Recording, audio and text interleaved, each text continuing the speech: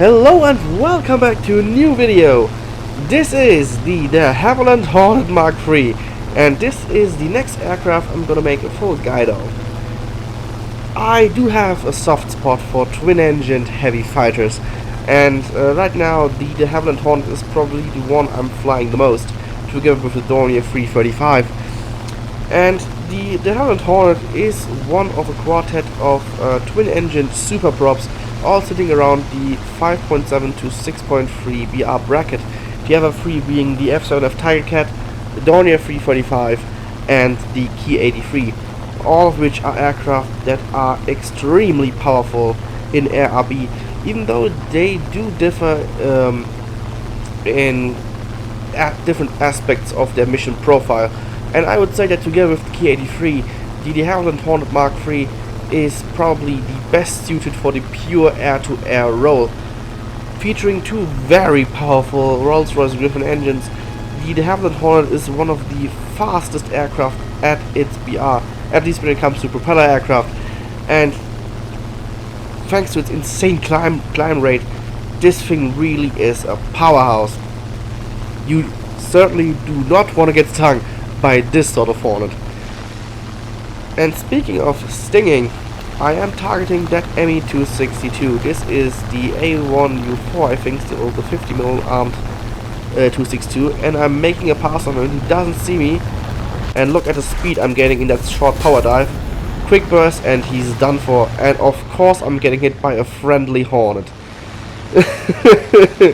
These teams sometimes, man. He couldn't make this shit up. This is actually only hit I'm gonna take throughout this entire match, and it's a friendly fire hit. Took out one of my flaps, but yeah, not that doesn't matter much. Anyways, the Hornet. What an aircraft this is. I mean, first of all, it's a beautiful aircraft. Kinda reminds me of a British ME-410 with its rather blunt and short nose. Although it is much better in the air-to-air role. Although you could argue that both aircraft do have different mission profiles, with the Hornet being much more geared towards the pure air-to-air role. Anyways, here I'm making a pass on another 262. It's another 50mm armed 262. Lining up the shot. He again doesn't notice me, and I'm firing a quick burst. And there it is, kill number 2. Two jets killed so far. Looking around, okay, nothing's on my tail. And look at that, I'm above basically all of the enemy fighters. I mean, this thing gets an air spawn for whatever reason. It doesn't really need it, but hey, you get it, and it certainly helps this aircraft setting itself up, because this is certainly not a dogfighter. This is a pure boom and zoomer. This thing loves to come in fast, get some hits in, and then get the hell out. And you can see I'm diving into this fray. I'm not right sure which aircraft I'm gonna target. Might be going for the J7W, although that Yak 9 also looks pretty juicy. Throttling down because I'm coming in too hot actually, and this really is a brick of an aircraft. It does not like to turn. Yep, missed the J7W, but then spot the J21RA, another early jet. And as quickly as that, that's 3 of the enemy team's jets taken care of. But now, of course, I've got the enemy team's full attention.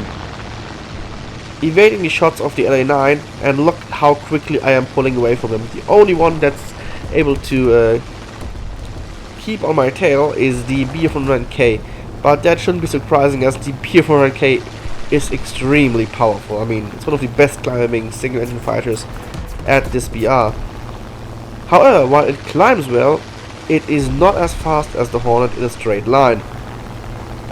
This thing easily goes to roughly 630 km per hour at this sort of altitude. I mean, this thing is extremely fast.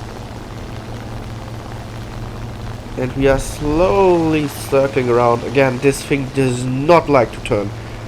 Out of the 4 twin-engine fighters that I consider super props at this BR, this is probably the one that turns the worst. But But in any case, turning is not this aircraft's forte. And we are down to the last 3 enemy aircraft. 2 of them I have below me, the Yak-9 and the LA-9, and it seems they are heading back to base. Which is very unfortunate for them, because Russian aircraft are usually very fast down low. But even they are not fast enough to escape a Hornet, particularly when it's diving on them. And I am selecting my target. Then I spot the Ju-288. The LA-9 is slow and seems damaged, so he will be an easy kill. So I'm gonna try to finish him off. There it is.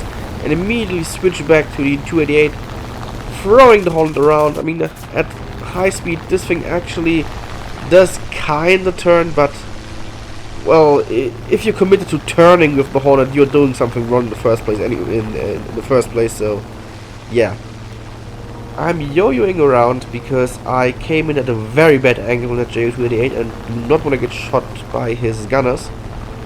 So I'm making the Spitfire. I'm allowing Spitfire to close in, and try to set myself up should he take down the Spitfire. Because after all, the Hornet is much more better suited to killing bombers, simply because it carries double the cannons of that Spitfire. But the Spit actually manages to set the 288 on fire,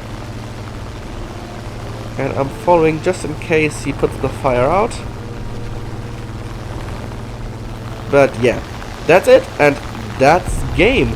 And that's 4 kills with the Havilland Hornet in an up tier. 3 of those were jet kills. So yeah, this really is one hell of an aircraft. You don't see them that often in my experience, but it certainly isn't for...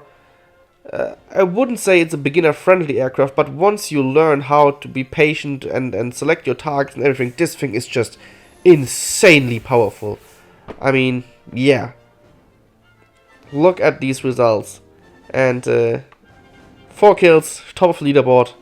What an amazing aircraft. Full guide for this machine coming very, very soon.